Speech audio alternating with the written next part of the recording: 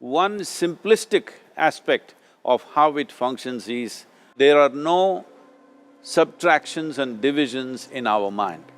There is only addition and multiplication. If you try to do something with it, it will say one more. If you try hard, it will multiply into many more. This is something every human being has to experience and know, otherwise thinking I will just remove negative thoughts and I will have positive thoughts, all the best, it's not going to work 100%, it's not going to work because nobody can remove it, they can avoid it for some time. You need to understand this.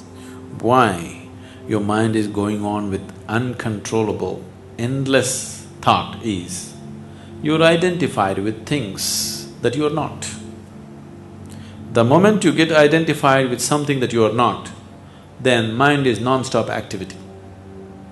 You're identified with too many things and you're trying to stop your mind. Your mind is here to give you clarity and penetration into life. But right now, mind is just a huge ball of confusion, simply because you got identified with so many things that you're not, and now you're trying to hold it back. There is no way to hold it back. If you spend 2 minutes with your eyes closed, you will realize you cannot do anything forcefully with this mind. So, I want to remove negative thoughts. Do not ever go in this direction because what you want to remove will become your quality. Always you will be on it. It's just that you need to pay little attention as to how it functions. Just pay attention to that for some time. Slowly you will see there is a distinction between what is you and what you have gathered, which includes both your physiological and psychological possibility or mess, whatever you made out of it.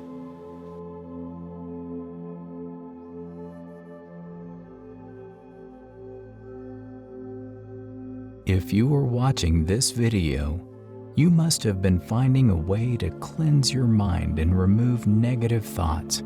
But for that to happen, there are things we need to keep in mind. Most spiritual teachers guide people to learn the art of removing negative thoughts. But does this really work? Sadhguru, being a keen observer of the functions of the human mind, teaches us how to use the mind effectively and experience the magic of the mind.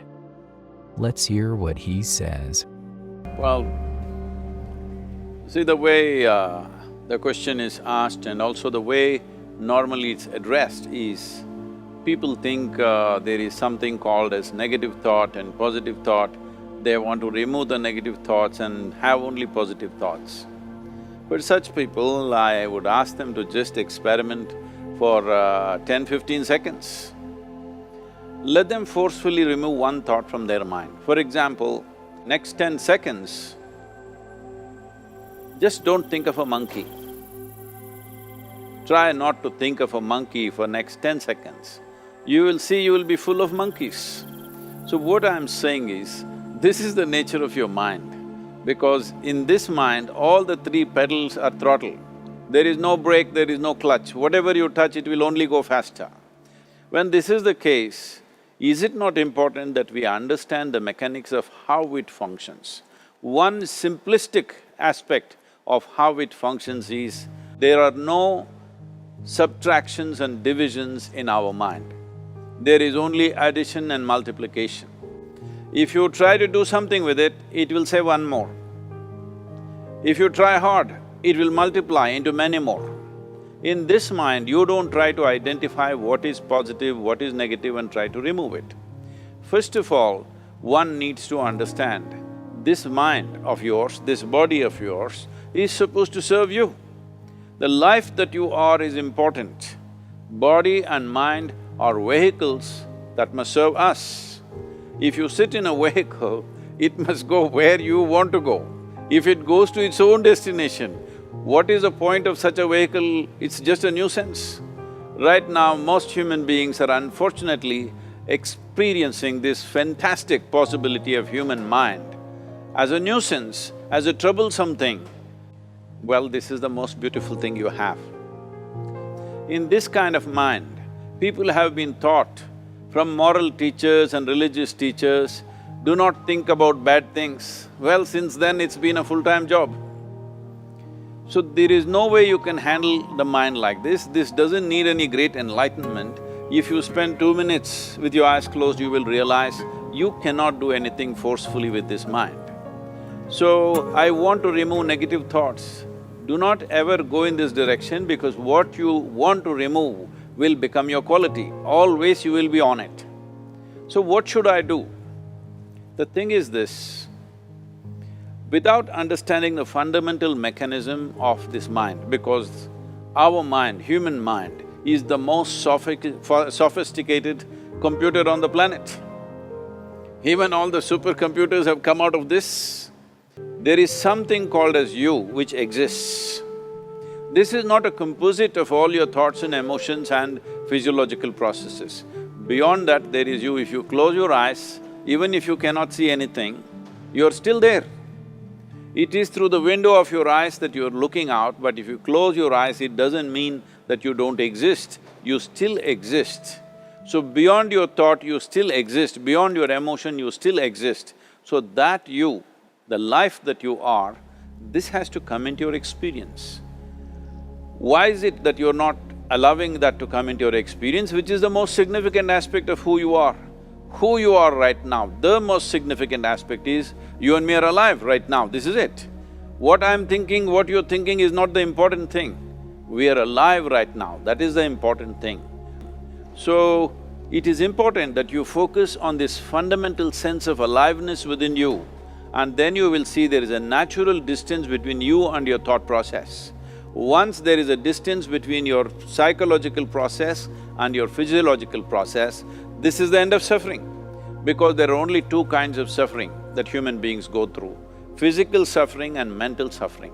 Once you create a little space between you and your mind, between you and your body, this is the end of suffering.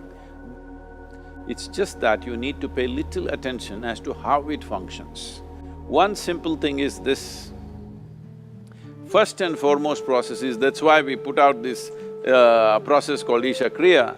This is to distance yourself from your physiological and psychological process.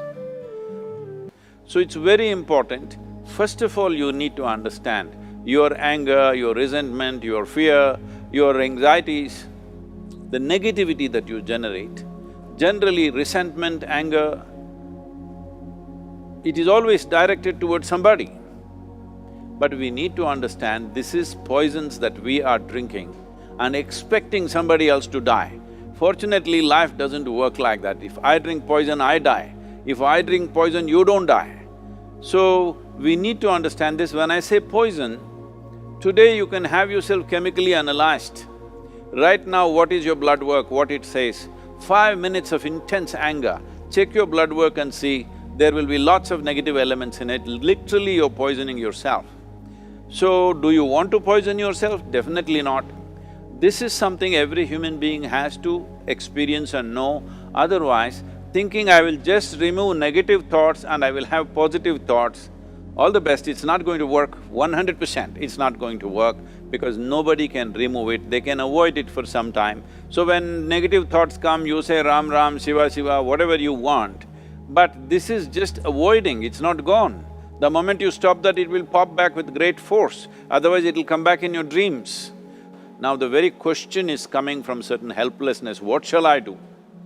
Don't do anything, just sit back and just concern yourself with something which is a life process. Maybe your heartbeat, maybe your breath, maybe just the sensation of being alive. Depending upon how sensitive or how perceptive you are, accordingly, find something. It could be a sensation in the body, it could be breath, it could be heartbeat, it could be anything, something which indicates life to you. Just pay attention to that for some time. Slowly you will see there is a distinction between what is you and what you have gathered, which includes both your physiological and psychological possibility or mess, whatever you made out of it. In another talk, Sadhguru discusses the very origin of the negative thoughts in our minds. He discusses what happens when we get to know and identify with the things that we are not. Well, is there a way out? Sadhguru gives an interesting response. Let's hear what he says.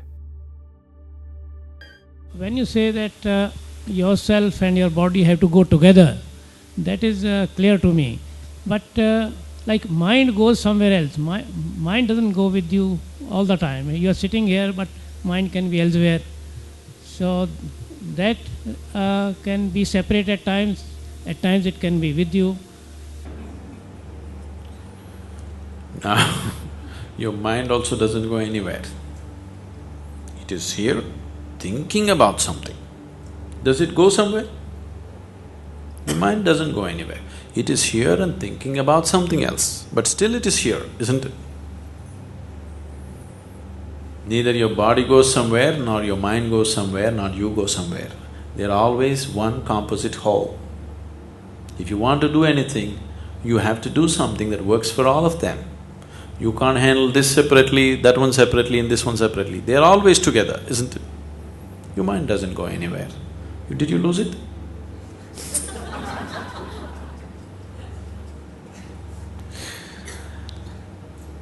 It is just that you're being deceived by the imagination of your mind. It is sitting here and imagining something. It is not going anywhere, but you are so identified and lost that you think the mind is going somewhere. You can't stop it because you've gotten yourself identified with things that you're not. No way to stop it. So what's being done here is not about controlling your mind, to bring an awareness as to what you're not. Right now, to start with, the most fundamental identity is your body. Your mind as a mechanism works best only when there is clarity in it, isn't it? Isn't it so? Your mind is not here to think up all kinds of fancy things. That's a distraction in life.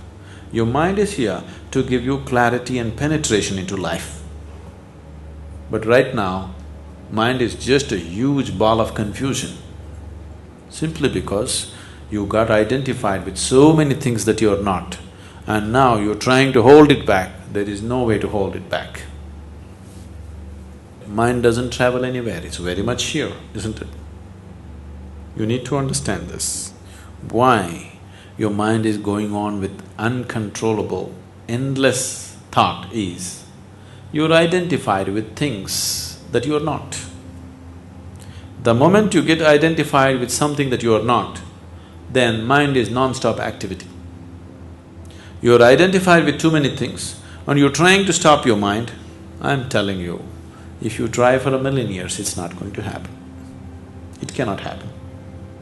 If you take away your wrong identifications, then you will see this moment, mind will be just like a mirror, not saying anything, just reflecting everything. That's how mind should be. You're identified with your body, the clothes that you wear, your hairstyle, your goatee also, aren't you? Very much identified, isn't it? Your wife, your children, your family, your education, your religion, endless number of identifications. With all these identities, you want a quiet mind? There's no such thing. You ate very bad food, now there's gas in the stomach. You can't hold it. You eaten bad food, the consequence is there. You got wrongly identified with too many things, now this is going on endlessly. You cannot stop it, it doesn't matter what you do. That's why we gave you a simple device called shunya, where you create a little distance from the mind. Once distance happens, even if it's a noisy mind, still it doesn't matter. Disengaging from the mind. Once you're disengaged from the mind, you're disengaged from all identity, because it's the mind which manufactures identifications, isn't it? So, don't think up all kinds of things, just employ the device. Things will happen. Things that you have not imagined will happen. So, These are some of the precious words from Sadhguru on how to cleanse your mind and remove negative thoughts. By the way, what practices do you use to keep yourself away from negative thoughts? Do they actually work? Share your valuable response. If you liked the video, don't forget to like, share, and subscribe. What other topics from Sadhguru would you like us to cover? Tell us in the comments section. For more videos, click the video shown on the screen right now, and we'll see you there. Thanks for watching.